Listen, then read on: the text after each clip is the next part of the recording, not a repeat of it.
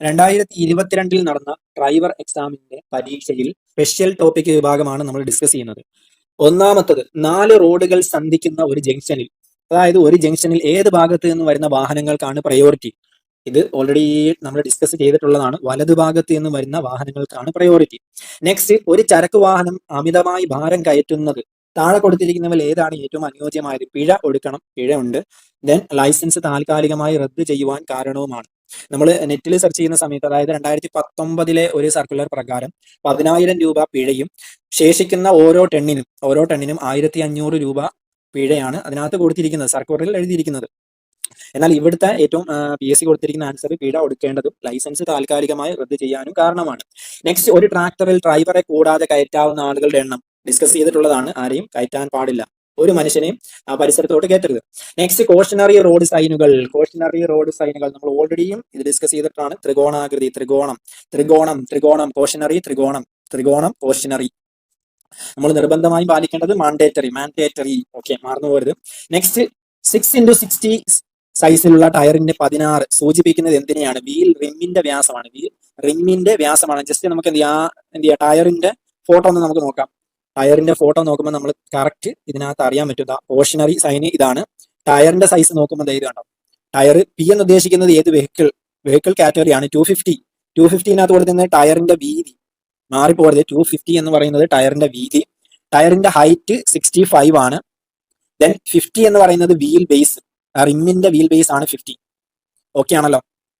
Next, golden hour. ഇതും repeat ആണ്, അതായത് അപകടം നടന്നു കഴിഞ്ഞാൽ ശേഷമുള്ള ആദ്യത്തെ മണിക്കൂറാണ്, വാഹനാപകടത്തിൽ പരിക്ക് പറ്റിയ ശേഷമുള്ള സമയം.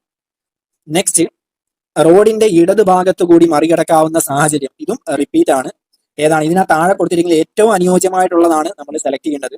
മുന്നിലെ വാഹനം ഈ വലത്തോട്ട് തിരിയാനുള്ള സിഗ്നൽ ഇട്ടതിന് ശേഷം എന്ത് ചെയ്തു? അത് വണ്ടി അവിടെ നിർത്തി. അതായത് വലത്തേക്ക് വേണ്ടി തിരിയുന്നതിന് അയാൾ എന്ത് ചെയ്യുന്നു? വാഹനം സിഗ്നൽ ഇട്ടതിന് ശേഷം അവിടെ നിർത്തി. അങ്ങനെയാണെങ്കിൽ, സിഗ്നൽ ഇട്ടാൽ മാത്രം അങ്ങനെയാണെങ്കിൽ എന്ത് ചെയ്യാം? നമ്മൾ ആ വാഹനത്തിന്റെ ഇടതുവശത്തു കൂടി ഓവർടേക്ക് ചെയ്യാൻ കഴിയും. ദെൻ, ഒരു 4 ചക്ര വാഹനത്തിന് ടയർ ഉണ്ടായിരിക്കേണ്ട ത്രെഡ് ആഴം, അതായത് നമ്മൾ ടയർ പല കട്ടിങ് വരുന്നുണ്ട്, ആ ആഴമാണ് ഇവിടെ ചോദിച്ചിരിക്കുന്നത്.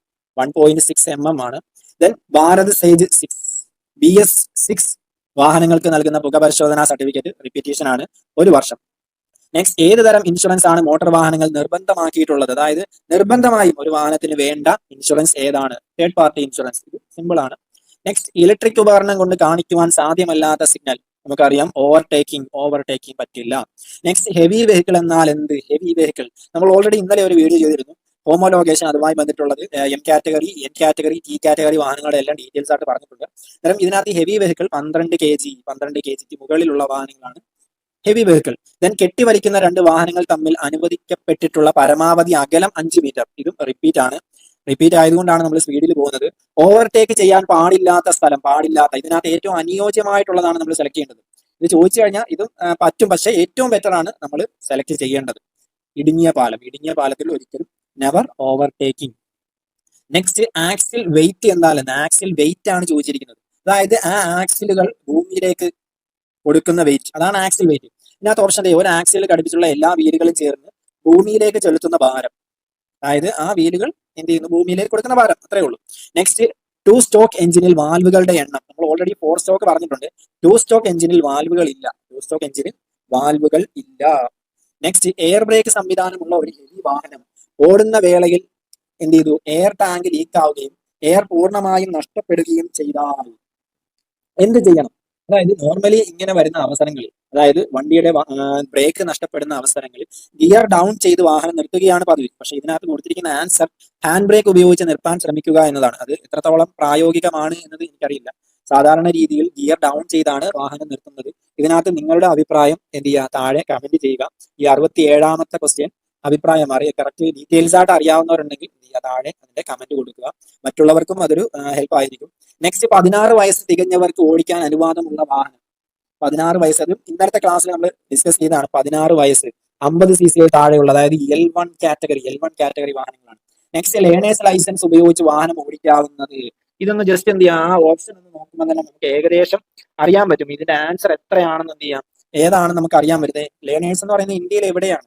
അതൊന്നും തെറ്റിക്കേണ്ട ആവശ്യമില്ല. ലേണേഴ്സ് ഇന്ത്യയിൽ എവിടെ?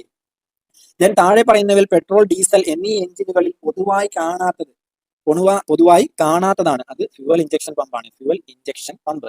നെക്സ്റ്റ് ഒരു വാഹനത്തിന്റെ വീൽ ബേസ് ആണ് ചോദിച്ചിരിക്കുന്നത്. വീൽ ബേസ് എന്ന് പറയുന്നത് ആദ്യത്തെ രണ്ട് ടയർ വീലുകൾ കണക്ട് ചെയ്യുന്നതും പുറകിലുള്ള ടയർ വീലുകൾ കണക്ട് ചെയ്യുന്ന അതുമായി ആ രണ്ട് കണക്ഷൻ തമ്മിലുള്ള ഡിസ്റ്റൻസ് ആണ് വീൽ ബേസ് എന്നതുകൊണ്ട് ഉദ്ദേശിക്കുന്നത്.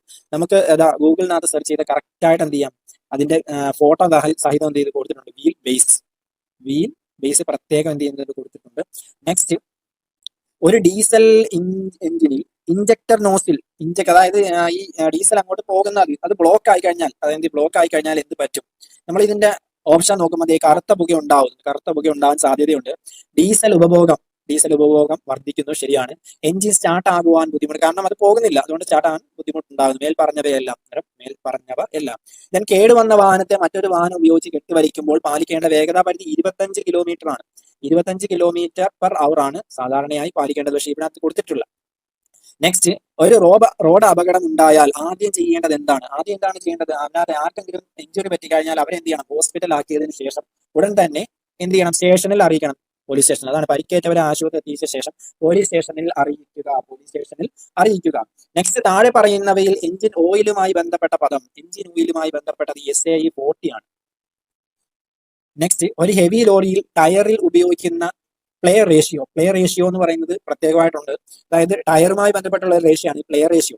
നമുക്കത് ഗൂഗിളിൽ സെർച്ച് ചെയ്ത് നോക്കിയാൽ കറക്റ്റ് ആയിട്ട് അറിയാൻ പറ്റും ഈ പ്ലേ റേഷ്യോ എന്താണ്. ടയറിന്റെ ply ratio, if the tyre no letter the tyre has standard 4 pills, A and C indicate 6 pills, D indicate 8 pills and E indicate 10 pills and higher the number pills in the stronger tire. അതായത് അതുമായി ബന്ധപ്പെട്ട heavy vehicle ആകുമ്പോഴത്തേന് എന്ത് ചെയ്യും? ഈ പിൽസിന്റെ number കൂടും. അതാണ് അവർ ഉദ്ദേശിക്കുന്നത്. Play ratio എന്നതുകൊണ്ട് ഉദ്ദേശിക്കുന്നത് 12 മുതൽ 16 വരെയാണ്. ഇതിന്റെ ആൻസർ 12 മുതൽ 16 വരെയാണ് ഹെവി. നെക്സ്റ്റ് ഒരു വാഹനത്തിൽ ക്ലച്ച് ഘടിപ്പിച്ചിരിക്കുന്നത് എവിടെയാണ്? നമ്മൾ വാഹനത്തിൽ ക്ലച്ച് കണ്ടിട്ടുണ്ട്. ക്ലച്ച് നമ്മൾ ചവിട്ടുന്നതല്ല, ക്ലച്ചിന്റെ ആ മെയിൻ പോർഷൻ എവിടെയാണെന്നാണ് ചോദിച്ചിരിക്കുന്നത്. എഞ്ചിനും ഗിയർ ബോക്സിനും ഇടയിലാണ് ഇത് ഘടിപ്പിച്ചിരിക്കുന്നത്. നെക്സ്റ്റ് ഒരു വാഹനത്തിന്റെ ടയറിൽ വാഹന നിർമ്മാതാവ് അനുശാസിക്കുന്നതിനും താഴെ മർദ്ദം നിലനിർത്തി ഉപയോഗിക്കുന്ന പക്ഷം എന്ത് സംഭവിക്കും? അതാണ് ഇവിടെ ചോദിച്ചിരിക്കുന്നത്. ഒരു വാഹനത്തിൽ ടയറിന് എന്ത് ചെയ്യും? നമ്മൾ കാറ്റില്ലാതെ ഉപയോഗിച്ചാൽ എന്ത് പറ്റും? അതാണ് ഇവിടുത്തെ ക്വസ്റ്റ്യൻ. അത്രേ ഉള്ളൂ. ഒരു ടയർ പ്രോപ്പറായിട്ട്, അതായത് ഒരു വാഹനത്തിൽ പ്രോപ്പറായി എന്ത് ചെയ്ത് എയർ നിറയ്ക്കുന്നില്ല എങ്കിൽ എന്ത് പറ്റും? അന്നേരം ടയറിന്റെ ഇരുവശങ്ങളും തേയ്മാനം സംഭവിക്കും. ഓവറായിട്ടാണ് നിങ്ങൾ കാറ്റ് നിറയ്ക്കുന്നെങ്കിൽ എന്ത് ചെയ്യും? ടയറിന്റെ മധ്യഭാഗമാണ് തേയ്മാനം സംഭവിക്കുന്നത്. ഓക്കെ ആണല്ലോ. നെക്സ്റ്റ് മദ്യലഹരി ഡ്രൈവിങ്ങിനെ ബാധിക്കുന്നത് എങ്ങനെയാണ്? മദ്യം എങ്ങനെ ബാധിക്കുന്നു? എങ്ങനെയാണ്? തീരുമാനം സാവധാനത്തിൽ വരും. അതായത് സ്ലോ ആണ്. തീരുമാനം സാവധാനം എടുക്കുന്നു. നെക്സ്റ്റ് നിർബന്ധമായും പാലിക്കേണ്ട റോഡ് സൈനുകൾ ഏതാണ്? മാൻഡേറ്ററി. നിർബന്ധമായും പാലിക്കേണ്ടത് മാൻഡേറ്ററി. ദെൻ ട്രിപ്പ് ഷീറ്റ് എന്ന് കേട്ടിട്ടുണ്ട്. അതായത് ഓരോ ട്രിപ്പ് കഴിയുന്തോറും അതിന്റെ ട്രിപ്പിനകത്ത് വന്ന കിലോമീറ്ററുകളുടെ എണ്ണവും ബാക്കിയുള്ള അതിനകത്ത് എന്തെങ്കിലും സംഭവിച്ചാൽ അതുമായി ബന്ധപ്പെട്ടുള്ള കാര്യങ്ങൾ എഴുതി സൂക്ഷിക്കുന്നതിനാണ് ട്രിപ്പ് ഷീറ്റ് എന്ന് ഉദ്ദേശിക്കുന്നത്. നിങ്ങളൊരു ടാക്സി ഡ്രൈവറോ അങ്ങനെയാണെന്നുണ്ടെങ്കിൽ നിങ്ങൾക്ക് അത് പെട്ടെന്ന് ക്ലിക്ക് ആവും. അത് സ്റ്റേജ് ഗാരേജിനാണ് സാധാരണയായിട്ട് അത് ഉപയോഗിക്കുന്നത്. നെക്സ്റ്റ് ഒരു കാർ ബാറ്ററിയിലെ ദ്രാവകത്തിന്റെ അളവ് കുറയുന്നത് അനുസരിച്ച് ഒഴിക്കേണ്ട ദ്രാവകം, അതായത് കാറിന്റെ ബാറ്ററിയിൽ എന്താണ് ഒഴിക്കേണ്ടത്? അതാണ് ചോദ്യം. കാർ ബാറ്ററിയിൽ എന്താണ്? ഡിസ്റ്റിലേറ്റഡ് വാട്ടർ ആണ്. സാധാ വെള്ളം ഒന്ന് ഒഴിച്ചുള്ള ഇത് ഇതാണ് കാർ ബാറ്ററിയിലെ ദ്രാവകത്തിൽ ഡിസ്റ്റിലേറ്റഡ് വാട്ടർ ആണ് ഉപയോഗിക്കുന്നത്. നമ്മൾ ഒരു വെള്ള കളറിലുള്ള ബോട്ടിൽ നമുക്കറിയാം, വീട്ടിലൊക്കെ ഉപയോഗിക്കുന്നതാണെന്നുണ്ടെങ്കിലും അതാണ് സാധാരണ ഡിസ്റ്റിലേറ്റഡ് വാട്ടർ ആണ് ഉപയോഗിക്കുന്നത്. നെക്സ്റ്റ് റോഡ് അപകടം ഉണ്ടാകുന്നതിനുള്ള പ്രധാന കാരണം. ഏറ്റവും പ്രധാനപ്പെട്ട കാരണമാണ് ചോദിച്ചിരിക്കുന്നത്. അശാസ്ത്രീയമായ റോഡ് നിർമ്മാണം അതിനകത്ത് വരാം. ദെൻ മാനുഷികമായ പിഴവുകൾ വരാം. റോഡ് സുരക്ഷാ വിദ്യാഭ്യാസത്തിന്റെ അപര്യാപ്തതയുണ്ട്. പരിശോധനയിലെ കുറവുണ്ട്. ഇതെല്ലാം ഉണ്ടെങ്കിൽ ഏറ്റവും ബെറ്റർ എന്നത് എന്താണ്? മാനുഷികമായ പിഴവുകൾ, അതായത് മനുഷ്യർക്ക് വരുന്ന അശ്രദ്ധ. നെക്സ്റ്റ് ഒരു വാഹനത്തിന്റെ ടയർ പ്രഷർ എഴുതി വെച്ചിരിക്കുന്ന സ്ഥലം. ഓരോ വാഹനത്തിനും അതിന്റെ ഏതൊക്കെ ടയറിന് പ്രഷർ എങ്ങനെയാണ് അറേഞ്ച് ചെയ്യേണ്ടതെന്ന് എഴുതി വെച്ചിരിക്കുന്നത്. വലത്, അതായത് ആദ്യത്തെ മുൻ വലത് ഡോർ, അതായത് കാറിനകത്താണെങ്കിൽ നമ്മൾ ഡോർ തുറക്കുമല്ലോ, ആ തുറക്കുമ്പോൾ തന്നെ അതിനോട് ചേർന്ന് എഴുതി വെച്ചിട്ടുണ്ട്. അതാണ് വാഹനത്തിന് ടയർ പ്രഷർ എഴുതി വെച്ചിരിക്കുന്നത്. നെക്സ്റ്റ് ഹസാർഡ് വാർണിംഗ് ലാമ്പ് ഉപയോഗിക്കേണ്ട സാഹചര്യം. ഇത് ഓൾറെഡി എന്ത് ചെയ്യുന്നതാണ്?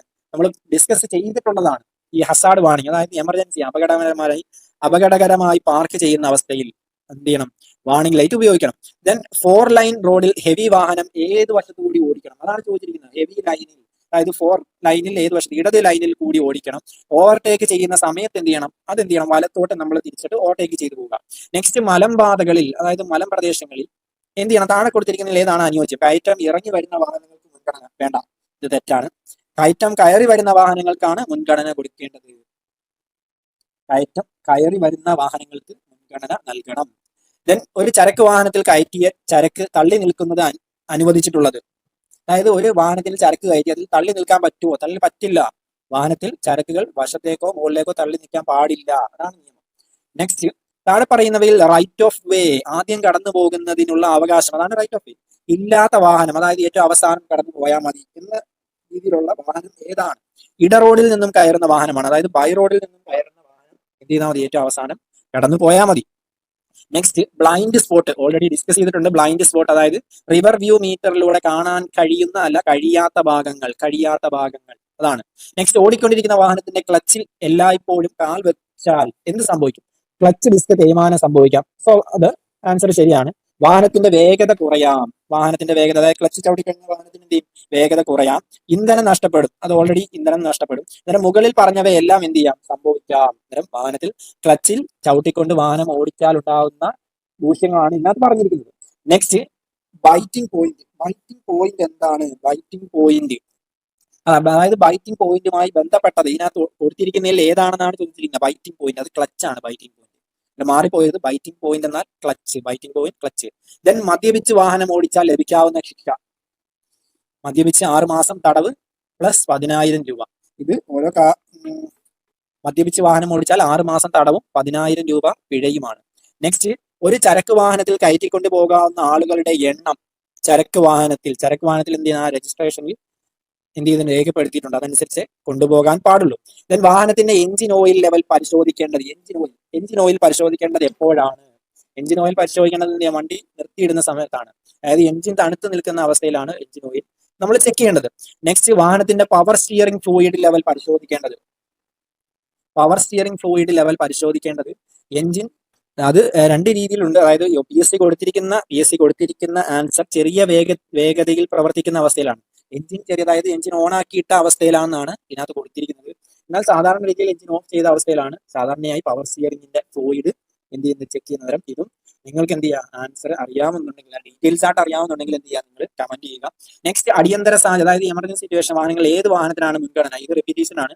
ഫയർ സർവീസിനാണ് മുൻഗണന.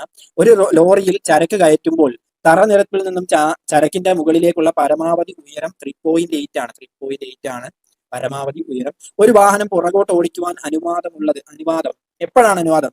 അതായത് ഒരു വാഹനം പുറകോട്ട് ഓടിക്കാൻ അനുവാദമില്ല, എന്നാൽ ദിശ മാറി പോകുന്നതിന് വേണ്ടി എന്ത് ചെയ്യാം, നമുക്ക് പുറകോട്ട് ഓടിക്കാൻ പറ്റും. അന്നേരം ദിശ മാറി പോകുന്നതിന് വേണ്ടി എന്ത് ചെയ്യാം, നമുക്ക് പുറകോട്ട് ഓടിക്കാം. ദെൻ ഒരു വാഹനം രജിസ്ട്രേഷൻ ഇല്ലാതെ ഉപയോഗിക്കാൻ അനുവാദമുള്ള സാഹചര്യം, സിറ്റുവേഷൻ ഏതാണ്? അതായത് ഒരു രോഗിയെ അടിയന്തരമായ ആശുപത്രിയിൽ എത്തിക്കുക, അതല്ലാതെ വേറെ ഒരു ആവശ്യങ്ങൾക്കും രജിസ്ട്രേഷൻ ഇല്ലാത്ത വാഹനം ഓടിക്കാൻ പാടുള്ളതല്ല.